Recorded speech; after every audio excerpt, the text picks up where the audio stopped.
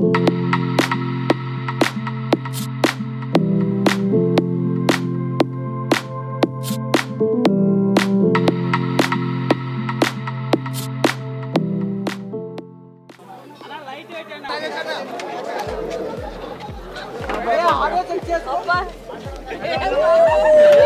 Hello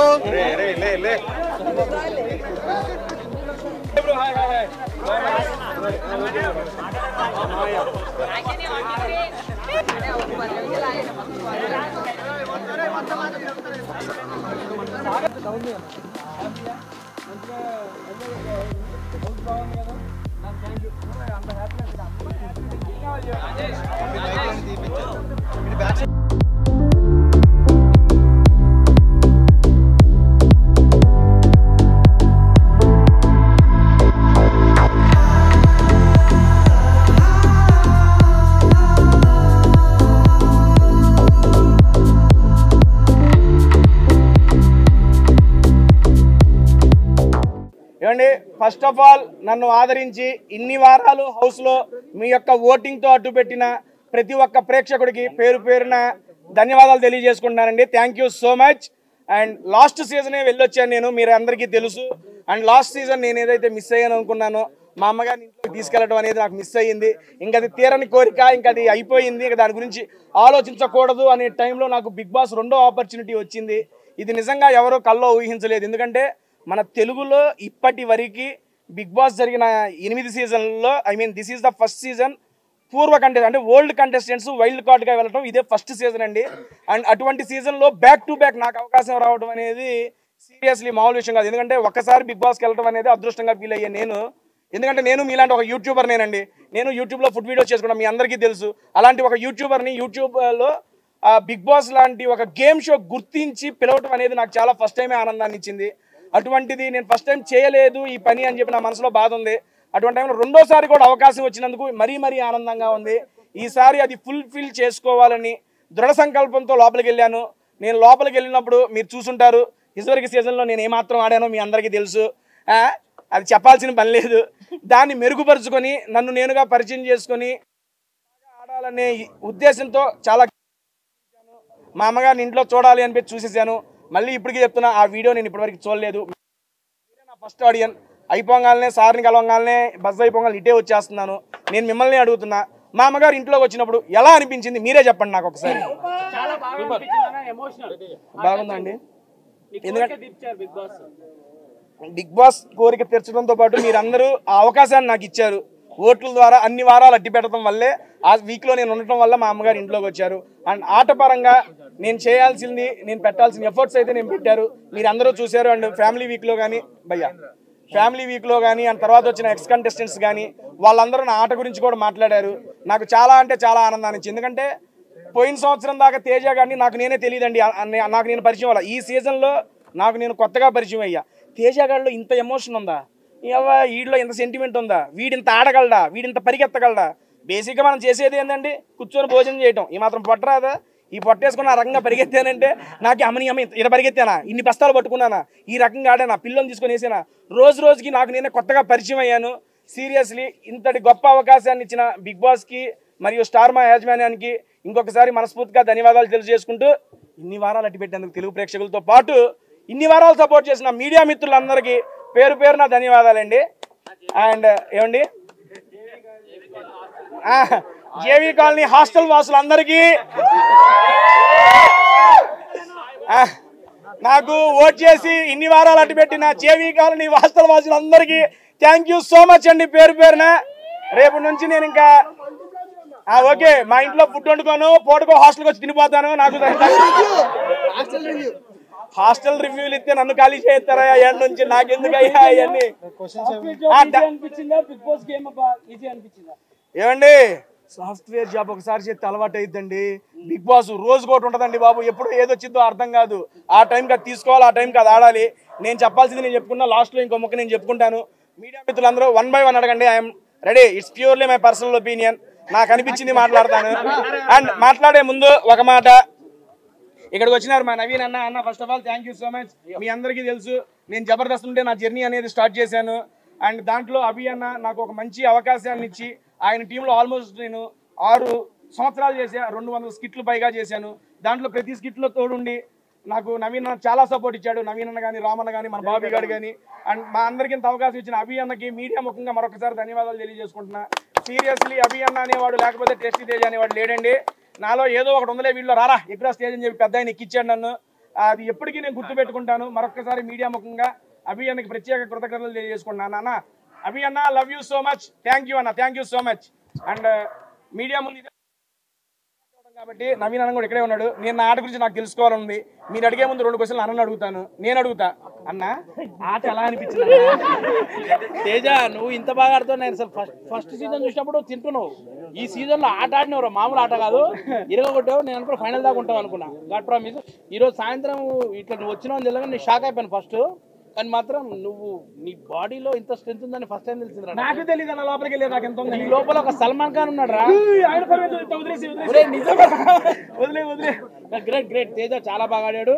నేను అన్ని చూసాను, అన్ని ఎపిసోడ్లు చూసాను. మా అక్షయ్ బాగా నచ్చింది మీకు? నీది ఏడుపు బాగా నచ్చలేదు కానీ, ఏడుపు నచ్చలేదు కానీ మిగతా అన్ని బాగా నచ్చినారు. నువ్వు టాస్క్లు ఆడేవారు చాలా గట్టిగా ఈసారి. అండ్ నీళ్ళ పడి కూడా చాలా కష్టపడ్డావు. స్విమ్మింగ్ పూల్ రా, స్విమ్మింగ్ పూల్ ఆటలు ఏదో ఆడేవారు అక్కడ. అరే ఓకే, మా బాబీ గారు. Bobby, thank you so much. First నుంచి నాకు సపోర్ట్ గా ఉన్నాడు మా బాబీ. బాబీ, నీకు ఎలా అనిపించింది ఒక మాటలో చెప్పారా? మళ్ళీ వాళ్ళందరూ లేట్ అయిపోతుంది. ఇక్కడ ఉన్నాయి మైకులు. బస్తాలు మోసినప్పుడు వీడికి కష్టం తెలిసిందండి. రెండోసారి నీకు కావాలా? రెండోసారి వెళ్ళినప్పుడు, ఫస్ట్ టైం వెళ్ళినప్పుడు వాళ్ళ అమ్మగారిని లోపలికి తీసుకెళ్దాం అనుకున్నది. అది ఎంత మిస్ అయ్యాడు. దానికంటే డబుల్ బూస్టింగ్ తో తీసుకెళ్ళాడు. నీకు లైఫ్ లో ఇది మెమరబుల్ రా తేజ. All the best. చెప్పగా సీజన్ 7 అనేది నాకు స్పెషల్, సీజన్ 8 అనేది నాకు మెమరబుల్ అండి. అంతే. అండ్ 1 by 1 మీరు అడగండి, నేను చెబుతాను. కూర్చోవాలా? Okay okay. అక్కడే పడి వచ్చాడు. సార్ 1 by 1 ఇబ్బంది లేకుండా అడగండి, చెప్పేస్తా.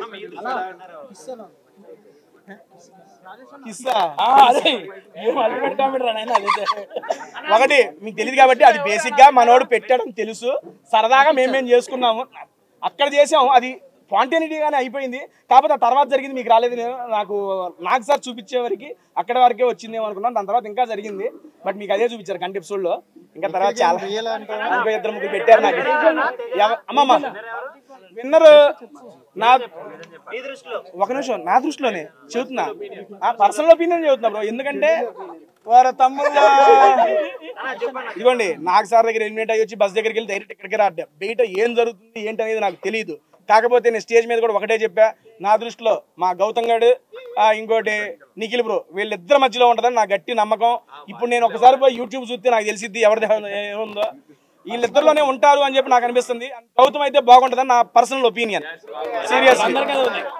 ఎందుకు అంటే గౌతమ్ కూడా నాలాగే సీజన్ 7 లో చాలా కష్టపడ్డాడు.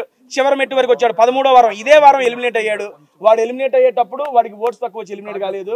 టికెట్ టు ఫినాలే వేరే వ్యక్తికి రావడం వల్ల దానివల్ల బయటకు వచ్చాడే కానీ వాడికి జనాలు ఎలిమినేట్ చేసి రాలేదు బయటికి. ఈసారి అదే సంకల్పం, నేను ఎలాగైతే మా అమ్మని ఇంట్లోకి తీసుకురావాలనే సంకల్పంతో లోపలికి వెళ్ళాను, వాడు కూడా కప్పు కొట్టాలని నిశ్చయించుకొని లోపలికి వచ్చాడు. నాకు తెలిసి అది గట్టిగా జరిగేట్టే ఉంది. నేను లోపల కూడా వాడికి అదే చెప్పాను, ఇంకొక వారం ఉంది, ఈ వారం మనవాడు గట్టిగా ఉంటే తీసుకెళ్ళి కప్పు ఎక్కడ తీసుకొస్తాడు మీ ముందుకి. నేను అదే ఎక్స్పెక్ట్ చేస్తున్నా. ఆ రోజు మాట్లాడదాం వాడితో కలిసి. ఆయన నీళ్ళు పంచిపెట్టు. ఓ అమ్మాయి ఎవరు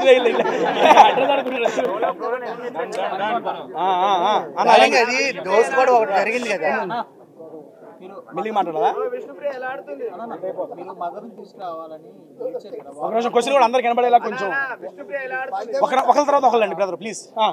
వారం మొత్తం మీరు ఏడ్చారు కదా కొంచెం మదర్ సెంటిమెంట్. సో అది ఏంటంటే కొంతమంది చూసేవాడికి కావాలని నటిస్తున్నట్టుంది. అంటే ఆడియన్స్ ని ఓటింగ్స్ కోసం మీరు అట్రాక్ట్ చేయడానికి చేస్తున్నట్టుంది. ఒకటి బ్రో, ఓపెన్ గా చెప్పా, అమ్మింట్లోకి వస్తే నేనే బయటకు వస్తా అన్న, దానికి ఓటింగ్స్ కోసం నచ్చేదే ఉంది.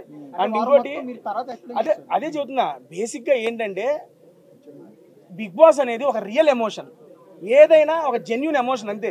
ఏది ఫేక్ చేయాలనుకున్నా తెలిసిపోద్ది.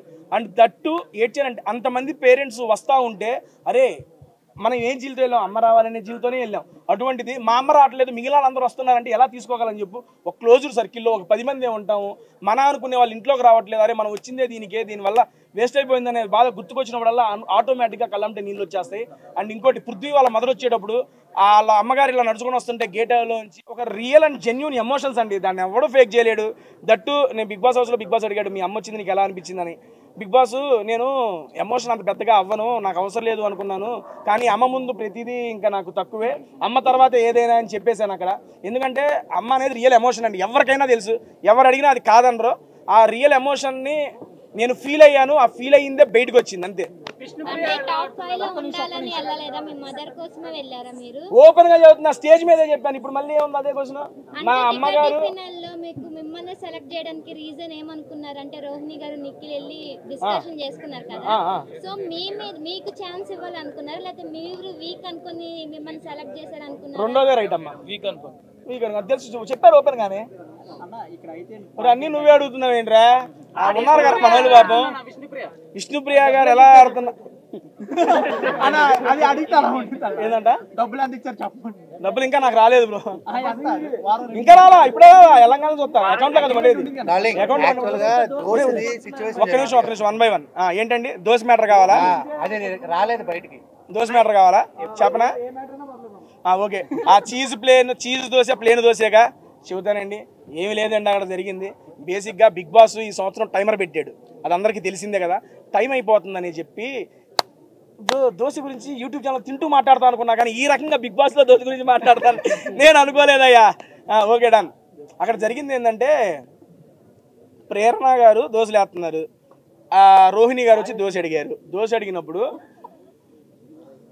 ఒక నిమిషం, బేసిక్గా అక్కడ చెప్పింది ఏంటంటే ప్లేన్ తినేవాళ్ళు చీజ్ తినేవాళ్ళు సపరేట్గా ఉన్నారు. రోహిణి గారు ఫస్ట్ ప్లేన్ వద్దన్నారు, అందుకని అయిపోయింది. తర్వాత టైం వచ్చిన తర్వాత చీజ్ బాగుంటుందో రోహిణి గారు చీజ్ దోశని అడిగారు. అడిగినప్పుడు ప్రేరణ ఏం చెప్పిందంటే ఆల్రెడీ నీ దోశలు అయిపోయినాయి అని చెప్పింది. చెప్పంగానే ఆవిడ ఫీల్ అయ్యారు రోహిణి గారు, కానీ ఫీల్ అయ్యి మాట బయటికి చెప్పనప్పుడు నాకు అర్థమైంది, అయ్యో రోహిణి గారు ఫీల్ అయ్యారని. సరే, ఒక చీజ్ దోశ ఒక నార్మల్ దోశ ప్రతి ఒక్క ఇండివిజువల్కి ఇలా ఈక్వల్గా డివైడ్ చేసేయండి, ఏ గోళ ఉండదు. చీజ్ కావాల్సిన వాళ్ళు చీజ్ తింటారు, ప్లేన్ వాళ్ళు ప్లేను తింటారని చెప్పా.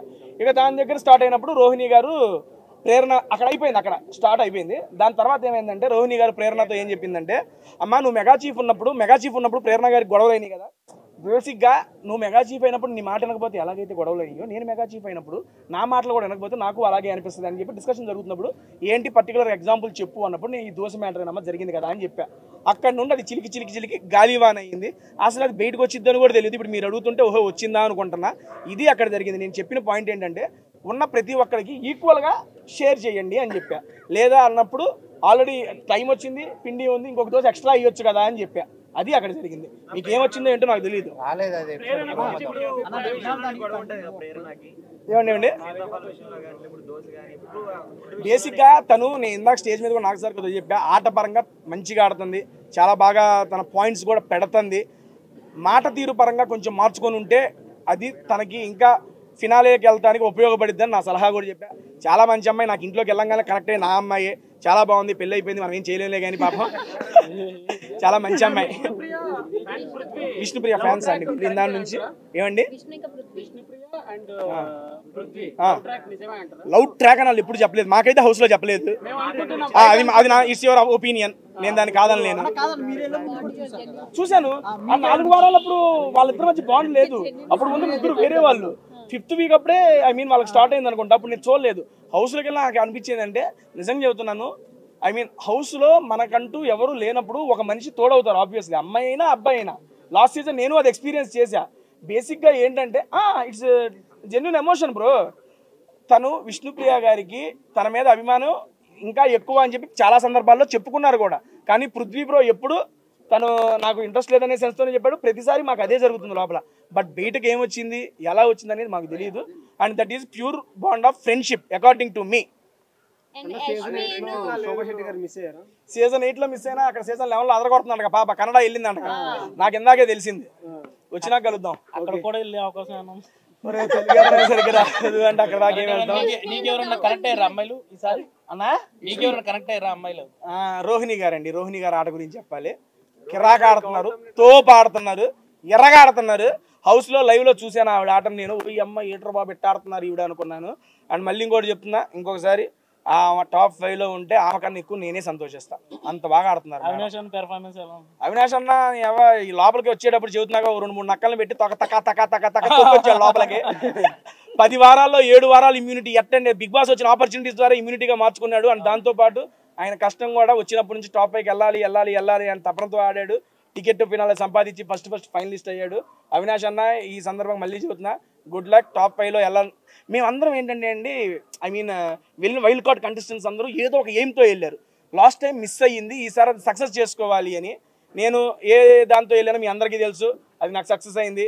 అండ్ గౌతమ్ గారు ఏ ఉద్దేశంతో వెళ్ళాడు, లాస్ట్ టైం మిస్ అయింది. చివరి స్టెప్ వాడికి చేరువలోనే ఉంది.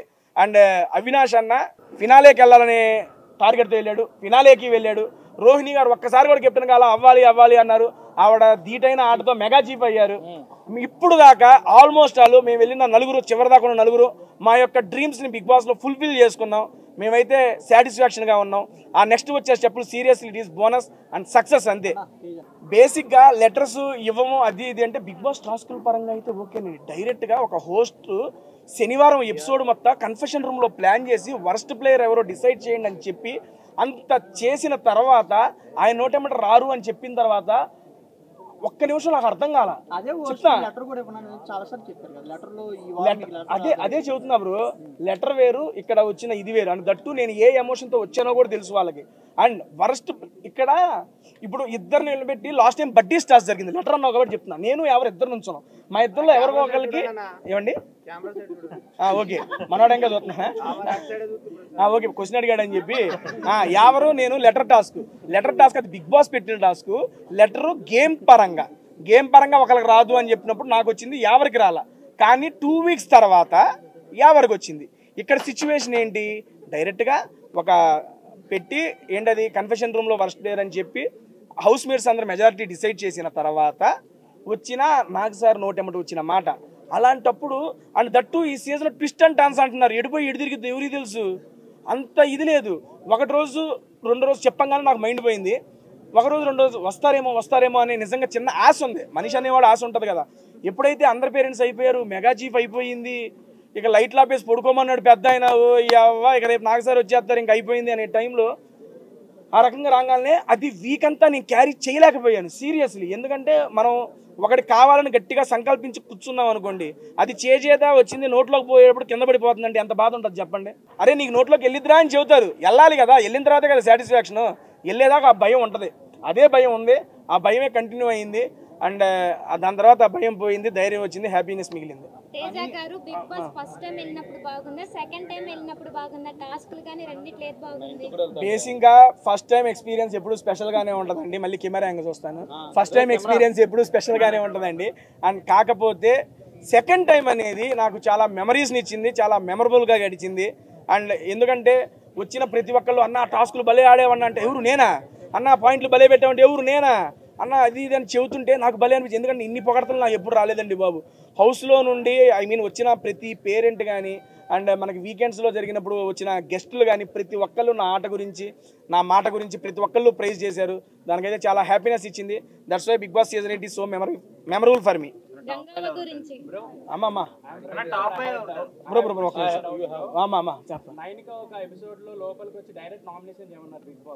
నైనిక అప్పుడు నైనిక చేతి మీద రాసుకుని వచ్చారు, అవన్నీ స్క్రిప్టెడ్ అని అంటున్నారు అందరూ. మరి మీరు దీని గురించి ఎలా చెప్తున్నారు? ఏమి రాసుకొచ్చారు? చేతి మీద రాసుకొచ్చారు, రాసుకుని వచ్చి చూసి చూడలే కదా, లైక్ నామినేషన్ చేతిలో రాసుకుని వచ్చి స్క్రిప్ట్ ప్రకారం చెప్తున్నారు సోషల్ మీడియాలో. సో దీని గురించి మీరు ఎలా?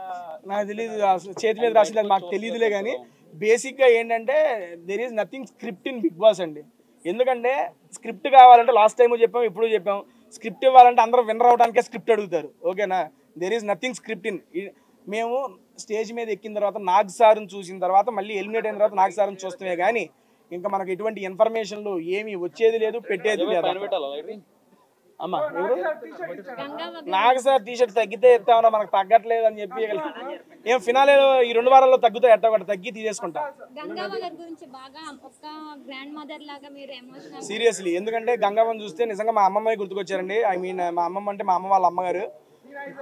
బేసిక్గా గంగవ్వ ఆ వయసులో కూడా తను ఒక ఎయిమ్తో ఒక జీల్తో వచ్చి అన్ని వారాలు సస్టైన్ అవ్వడం అనేది మామూలు విషయం కాదండి.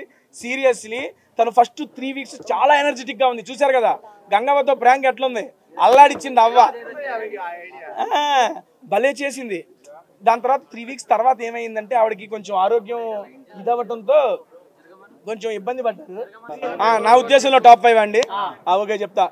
గౌతమ్, నిఖిల్, నబీల్, అవినాష్, నాకైతే రోహిణి గారు ఉన్నారండి, ఇంకోటి ప్రేరణ గారు ఉంటారనిపిస్తుంది.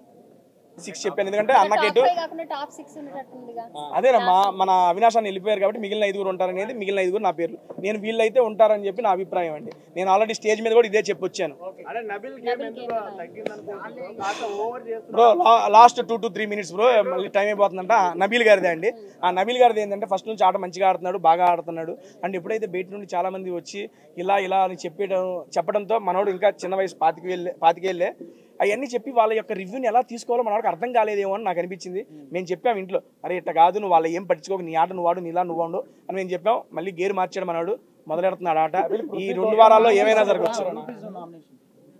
ఎవరు నన్ను చేసింది అది చెప్పేదో మీ అందరికంటికి కనబడింది. నేను ఎక్స్పీరియన్స్ చేసిందే నేను అక్కడ వాళ్ళతో చెప్పానండి. ఎందుకంటే నేను అదే నామినేషన్లో చెప్పిన పాయింట్, ఫస్ట్ విష్ణుప్రియ గారు నన్ను నామినేట్ చేసినప్పుడు జైలు నామినేషన్, ఆ జైలు నామినేషన్లో విష్ణుప్రియ గారు నన్ను నామినేట్ చేస్తుంటే వాళ్ళందరూ కలిసి మాట్లాడారు. అప్పుడు ఆబ్వియస్లీ నేను అది ఫీల్ అయ్యా, ఇంతమంది కలిసి ఒకే పాయింట్ మీద నా మీద మాట్లాడతాను. అక్కడ బిగ్ బాస్ నామినేట్ చేయమంది ఎవరిని, మెగా చీఫ్ని, హౌస్ మేట్స్ని అండ్ ఓజీ క్లాన్ని కాదు. ఓకేనా?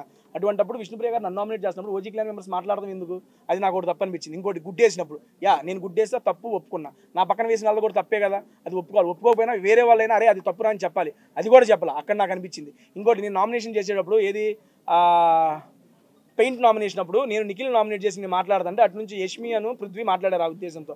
అటువంటి నేను ఎప్పుడైనా నామినేషన్ చేసినప్పుడు నాకు ఎవరో సపోర్ట్గా రాలా, అటువంటిప్పుడు ఆయన నామినేట్ చేసి నేను డిఫెండ్ చేసినప్పుడు వాళ్ళిద్దరు వచ్చినప్పుడు నాకు ఈ 3 సినారియోస్ వల్ల నాకు అలా అనిపించి ఆ మూమెంట్లో నేను అలా అన్నాను.